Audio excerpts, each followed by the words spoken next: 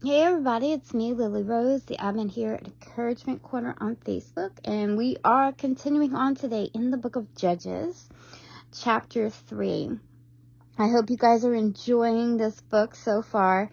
My son and I have been reading some of the Old Testament as well, and he had pointed out to me that, Mom, there is some vicious violence and murder in these books. And I said, yes, there definitely was. And, in our world today, there definitely is. And how blessed and privileged are we to have such a loving God that watches over his kids, and that doesn't throw us to the wolves in such a sense that on this side of the cross, that Jesus' blood was more than enough to cover our sin and our disobedience, and that when we run to him, when we're doing wrong, or when we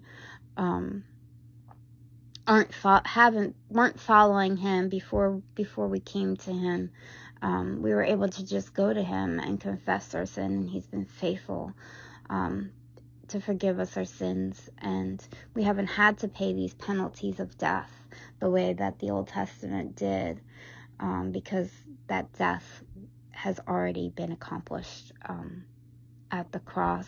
But these are some violent times, and it's not always just war and, oh well, Lily, they were fighting each other in different Philistine and Canaan and all that stuff. So yeah, there's going to be death. No, some of this was because directly of their disobedience to God and their desire to live for themselves and not for the Lord. So with that, let's dive on into chapter 3. I'm kind of excited. It's a little gruesome. However, it talks about a left-handed man. And I am a left-hander, so every time I hear something like that, I'm like, my ears perk up. But we'll get there in just a second of why that's important. It says, these are the nations that the Lord left in the land to test those Israelites who had not experienced the wars of Canaan.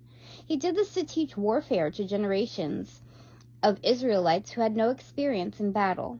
These are the nations: the Philistines, those living under the 5 Philistine rulers, all the Canaanites, the Sidonians, the Hivites living in the mountains of Lebanon, from Mount Baal Hermon to Lebo Hamath. These people were left to test the Israelites, to see whether they would obey the commands the Lord had given to their ancestor through Moses. So the people of Israel lived among the Canaanites, Hittites, Amorites, Perizzites, Hivites, and Jebusites, and they intermarried with them. Israelite sons married their daughters, and Israelite daughters were given in marriage to their sons. Were they supposed to be doing this, guys? Absolutely not. The Lord had warned them not to do this. Why? Because then they would fall into their customs and worship of idols, which were things like Baal and Asherah, and sacrificing their children, and horrible things. So they knew from their heritage that God says no to doing this. And it says, and the Israelites served their gods. The Israelites did evil in the Lord's sight. They forgot about the Lord their God, and they served the images of Baal and the Asherah poles. Then the Lord burned with anger against Israel, and he turned them over to King Cushan of Aram Naharaim. And the Israelites served Cushan for 8 years. But when the people of Israel cried out to the Lord for help, the Lord raised up a rescuer to save them. See, guys, God is merciful. When they cried out, he responds. His name was Othniel, the son of Caleb's younger brother, Kenaz. The Spirit of the Lord came upon him, and he became Israel's judge. He went to war against King Cushan of Aram, and the Lord gave Othniel victory over him. So there was peace in the land for 40 years. Then Othniel, son of Kenaz, died. Once again, the Israelites did evil in the Lord's sight, and the Lord gave King Eglon of Moab control over Israel because of their evil. Eglon enlisted the Ammonites and the Amalekites as allies, and then he went out and defeated Israel, taking possession of Jericho, the city of palms. And the Israelites served Eglon of Moab for 18 years. But when the people of Israel cried out to the Lord for help, the Lord again raised up a rescuer to save them. His name was Ehud, son of Gera, a left-handed man of the tribe of Benjamin. The Israelites sent Ehud to deliver their tributes money to King Eglon of Moab. So Ehud made a double-edged dagger that was about a foot long, and he strapped it to his right thigh, keeping it hidden under his clothing. He brought the tribute money to Eglon, who was very fat. Why are they giving us these details, guys? A left-handed man and a double-edged dagger strapped to his right thigh, or to his left thigh. No, right thigh. I'm going to tell you why. Because, most people were right-handed. And so it would be quite obvious if there was a dagger strapped to the left thigh and somebody reached over with their right towards that thigh, you would know something was up, right? Because that's where the dagger would be. But wait, what do you think is going to happen here? He has one strapped to his right, and he's a lefty. They're not suspecting a thing. So,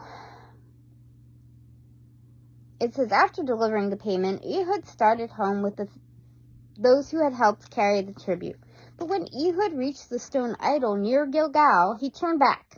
He came to Elgon and said, I have a secret message for you. So the king commanded his servants, be quiet, and he sent them out of the room.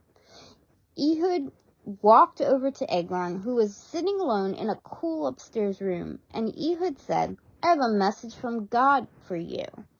As King Eglon rose from his seat, Ehud reached with his left hand and pulled out the dagger strapped to his right thigh and plunged it into the king's belly.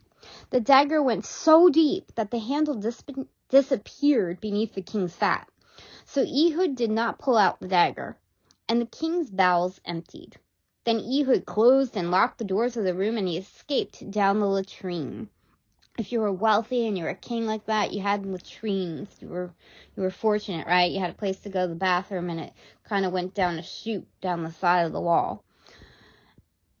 After Ehud was gone, the king's servants returned and found the doors to the upstairs room locked. They thought he might be using the latrine in the room, so they waited. But when the king didn't come out for a long delay, they became concerned and got a key. And when they opened the doors, they found their master dead on the floor. While the servants were waiting, Ehud escaped, passing the stone idols on his way to Sarai. When he arrived in the hill country of Ephraim, Ehud sounded a call to arms. Then he led a band of Israelites down from the hills. Follow me, he said, for the Lord has given you victory over Moab, your enemy. So they followed him, and the Israelites took control of the shallow crossing of the Jordan River across from Moab, preventing anyone from crossing. They attacked the Moabites and killed about 10,000 of their strongest and most able-bodied warriors. No one of them escaped. So Moab was conquered by Israel that day, and there was peace in the land for 80 years. After Ehud, Shamgar, son of Anath, rescued Israel, he once killed 600 Philistines with an ox goad. I wonder what that is. And that sums up our chapter for today. Love you guys.